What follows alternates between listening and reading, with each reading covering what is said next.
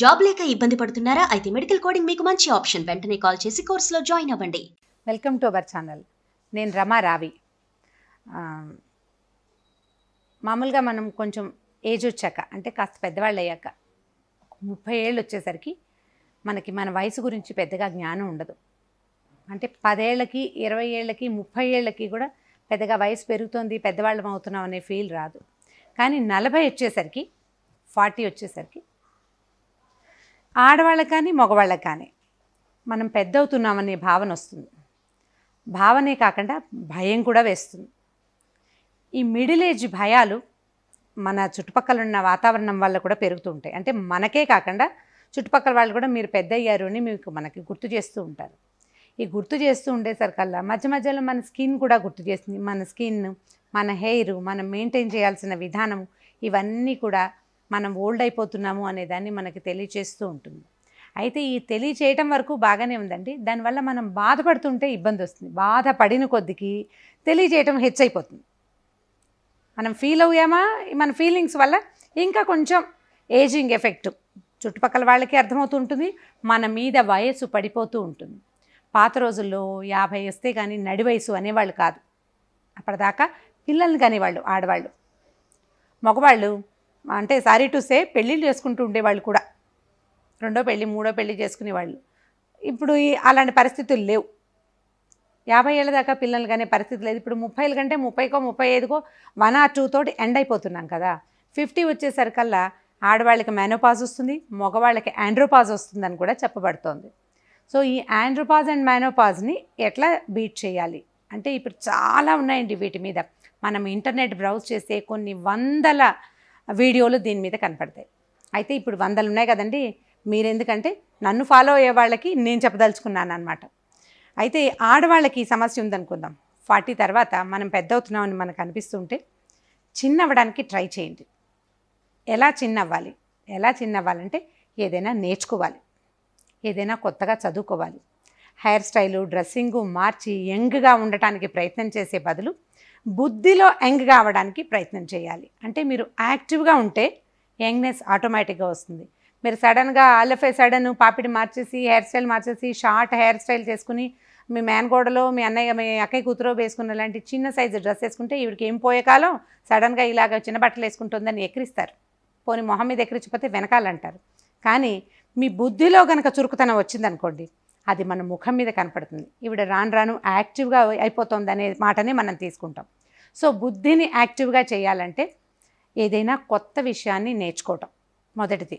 దానికి బోల్డ్ అనే అవకాశాలు మొత్తం దేశం అంతా, అంటే సిటీలోనే కాదు టౌన్స్లో కూడా దొరుకుతున్నాయి. తర్వాత చిన్నప్పుడు నేర్చుకుని వదిలేసినవి ఏవైనా ఒక విద్యలు ఉంటే మన దగ్గర, ఎంత చిన్నదైనా ఎంత పెద్దదైనా దాన్ని మళ్ళీ పెంపొందించుకునే ప్రయత్నం చేయండి.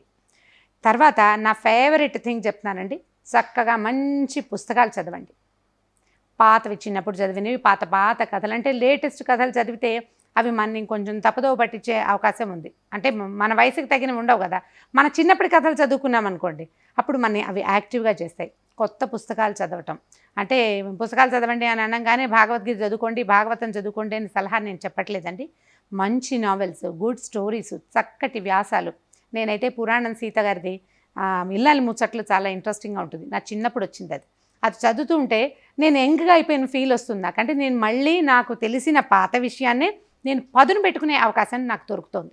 సో ఎవరైనా సరే ఇందులో నుంచి బయటపడాలి అంటే బాహ్యమైన ప్రయత్నాలు, అంటే ఫిజికల్ థింగ్స్ని మార్చుకునే ప్రయత్నం కాకుండా లోపలున్న మానసికమైన విషయాలని మార్చుకోవడానికి ప్రయత్నం చేయాలి.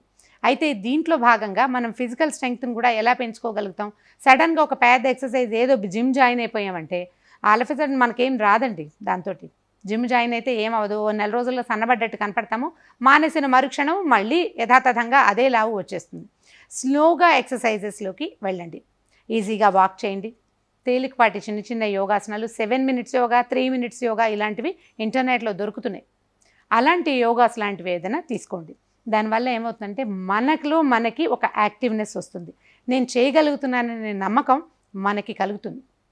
కొద్దిగా సన్నబడ్డమో, కొంచెం యంగ్లుకు రావటమో, 1 సంవత్సరం తగ్గినట్టున్నా చాలు, ఎవరో ఒకళ్ళు గుర్తిస్తారు, అరే మీరు సన్నగా అయ్యారండి అనగానే మనకు ఉత్సాహం వస్తుంది. ద్విగుణీకృత ఉత్సాహంతో బాగా సన్నబడిపోవటానికో చిన్నగా అయిపోవటానికో కాకుండా స్ట్రాంగ్గా అవడానికి ట్రై చేయండి. మిడిల్ ఏజ్ని వన్స్ బీట్ చేసాము అంటే నేను మిడిల్ ఏజ్లో ఉన్నాను లేదా ఓల్డ్ ఏజ్కి దగ్గరలో ఉన్నాను అనే భావనని కనుక బీట్ చేస్తే ఆ తర్వాత మీరు ఓల్డ్ ఏజ్లో కూడా ఎంగేజ్డ్ పీపుల్ ఎలా చేస్తున్నారో, యంగ్ ఏజ్లో ఉన్న అమ్మాయిలు ఎలా యాక్టివ్గా ఉండగలుగుతున్నారో లేదా అబ్బాయిలు ఎలా చురుగ్గా ఉండగలుగుతున్నారో అదే విధమైన యాక్టివ్నెస్ని మీరు కూడా పొందగలుగుతారు. అంటే లేటెస్ట్ థింగ్స్ నేర్చుకోవటం, ఫోన్లు ఆపరేట్ చేయటం, ట్యాబ్ని ఆపరేట్ చేయటం, ఇంటర్నెట్ని బ్రౌజ్ చేయటం, అలాంటివి ఏదైనా రాగానే పిల్లల దగ్గరికి వెళ్ళి ఇది ఎలా చేయాలరా అని అడగకుండా ఇది ఎలా చేయాలో నేర్పించమని అడిగితే 2 రోజులు నేర్పిస్తారు, 3వ రోజున మనకే వస్తుంది. డిపెండెన్సీ కూడా తగ్గించుకుంటే ఓల్డ్ ఏజ్ మనని ఇబ్బంది పెట్టదు. అంటే మిడిల్ ఏజ్ వాళ్ళకి తర్వాత ఉండేది అదే కదా. ఇప్పుడు దీనికి చెప్తారండి, మనం చూడండి సూర్యుడు ఎదురుగుండా నుంచుంటాం, ఉదయించిన సూర్యుడు ఎదురుగుండా నుంచున్నాం అనుకోండి, మన నీడ మన వెనకాల చిన్నగా మొదలై పొడుగ్గా పెరుగుతుంది కదా. మధ్యాహ్నం దాకా వెళ్ళాక అదే మన నీడ మన ముందుకు వచ్చి చిన్నదైపోవటం, అంత పొడుగాటి నీడ మెల్లిగా చిన్నదైపోతుంది. చివరికి మన నీడ మన కింద నుంచుంటుంది. ఇది ఎంత సహజమైన సంగతి, చాలా న్యాచురల్ థింగ్ కదా. పైగా ప్రతిరోజు జరిగేది ఇది, ఎప్పుడో సంవత్సరానికి ఓ రోజు ఎప్పుడో ఓసారి జరిగేది కాదు కదా. ఎవ్రీడే వచ్చే సూర్యుడు మన నీడని కొంత మటుకు పెంచుతాడు, తర్వాత తగ్గిస్తాడు. అంటే మనం చిన్నప్పుడు పుట్టినప్పటి నుంచి కొంత వయసు వచ్చే వరకు పెరుగుతూ ఉంటాం, అక్కడి నుంచి వెనక్కి తిరగటం మొదలు పెడతాం. ఈ తిరోగమన దశని ధైర్యంగా, సాహసంతో, యాక్టివ్నెస్ తోటి కనుక బీట్ చేయడానికి ప్రయత్నం చేస్తే మీ మిడిల్ ఏజ్ డేస్, ఆ తర్వాత రాబోయే ఓల్డ్ ఏజ్ డేస్ చాలా సాహసోపేతంగా ముగుస్తాయి. ఏమీ ఇబ్బంది ఉండదు, హ్యాపీగా ఉంటాం. మనం ఎలా ఉన్నామో అలా ఉండటానికి ఇష్టపడండి. ఇంకా కొంచెం బాగా ఉండటానికి ట్రై చేయండి. అందంగా కాదండి, యాక్టివ్గా అండ్ బ్రేవ్గా, ధైర్యంగా ఉండటానికి ప్రయత్నం చేయండి. ఈ వీడియో కనుక మీకు నచ్చినట్లయితే లైక్ చేయండి, షేర్ చేయండి. మరిన్ని వీడియోస్ కోసం సుమన్ టీవీ లైవ్కి సబ్స్క్రైబ్ చేసుకోండి.